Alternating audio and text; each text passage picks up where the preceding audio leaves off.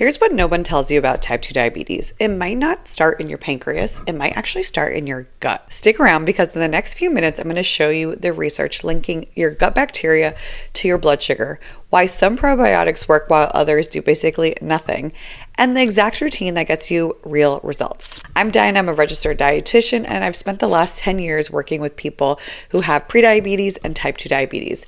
Before we get into it, comment the word checklist below and I'll send you our free list of the 10 best daily habits to reverse type 2 diabetes naturally, completely free, no strings attached. And let's start with your gut. Right now, inside your intestines, there are trillions of bacteria.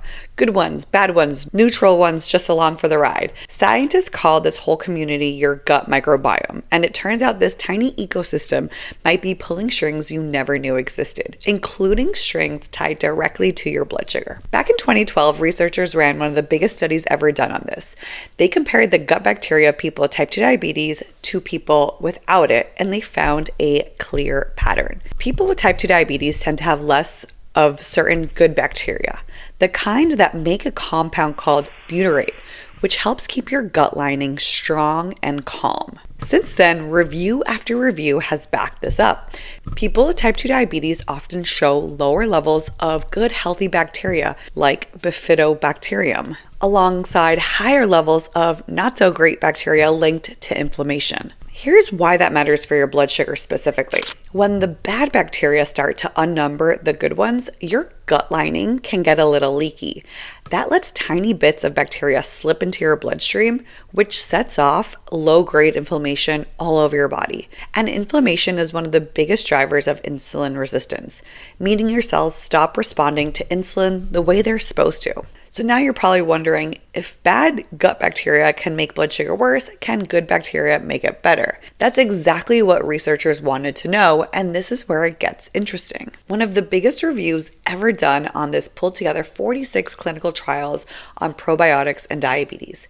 People taking probiotics saw their fasting blood sugar drop by about 11 points on average, their A1C drop about 1/3%, and real improvement in insulin resistance too. 1/3% on A1C doesn't sound huge when I say it out loud, but in diabetes management, that is a generally meaningful shift, especially when it's stacking on top of your diet and your medication, not replacing them. But here's the catch, and it's the part almost nobody explains. Not every probiotic does this, not even close. One trial in China gave probiotics to people with type 2 diabetes for 16 weeks and found basically no difference in blood sugar compared to the placebo group. So why do some trials show real improvement while others show nothing? Researchers dug into it and a few things kept coming up. The strain matters. Whether it's one strain or several strain matters.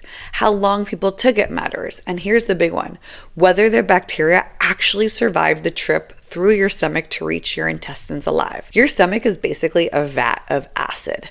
Most bacteria you swallow get wiped out before they ever reach the part of your gut where they do any good. That's the hidden reason so many probiotics on the shelf just don't work the way people expect them to. Now let's talk about what actually worked in the trials that did show benefits, because this is the exciting part. In one 12-week trial, a specific strain called Lactobacillus parasi didn't just lower fasting glucose, it also lowered inflammation markers like LPS, TNF-alpha, and CRP, while boosting beneficial bacteria at the same time. In a 6-month trial out of Greece, a multi-strain probiotic lowered both A1C and fasting glucose, even without dramatically changing the overall diversity of the gut. The benefit came from shifting which specific bacteria were active, not just throwing in more variety. And a large meta-analysis found that multi-strain formulas and longer, more consistent use tend to outperform single-strain products used sporadically. If you comment checklist right now, I'll send you our free daily habit checklist, and a few of those habits directly feed the good bacteria we're talking about. So grab it while it's on your mind. Just comment checklist below. It's completely free. Okay, I want to be honest with you because this matters. Probiotics are, of course, not a cure, and they're not a replacement for your medication, your diet, or moving your body. Every major review lands on the same conclusion. They work best as an add-on, not a standalone fix. But used the right way consistently alongside the basics, the research shows they can genuinely move your numbers in the right direction. This is exactly why I recommend Jade Probiotics to people I work with who want that extra support. It's a multi-strain formula giving you 60 billion CFU per serving, which lines up with what the research keeps pointing to. Multiple strains beats single strains. It also uses something called MacTrek bypass technology, a delivery system built to protect the bacteria from stomach acid. So more live cultures actually make it to your intestines to do their job instead of getting destroyed on their way there. The routine is simple: 2 capsules once a day taken with food. Food naturally lowers stomach acid a bit and slows digestion, giving the bacteria a better shot at surviving and gives them something to feed on once they land. Give it time. In the first couple of weeks, you might notice mild bloating or a change in your bathroom habits, and that's completely normal. It's just your gut adjusting. Most people feel more regular within 3 to 4 weeks, and the blood sugar related benefits build gradually after that, especially alongside a fiber-rich diet, decent sleep, and keeping your stress in check, because all that shapes your gut bacteria too. So let's bring this together. Type 2 diabetes is tied to changes in your gut bacteria. That imbalance can drive inflammation and make your cells more resistant to insulin.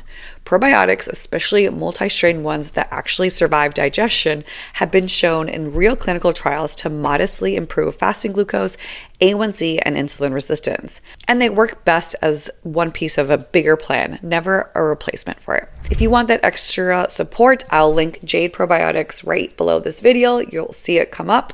And comment checklist right now, and I'll send you our free checklist so that you can also work on those other lifestyle habits. If you like this video, please give it a thumbs up and subscribe to our channel if you haven't already done so. Thank you so much for watching.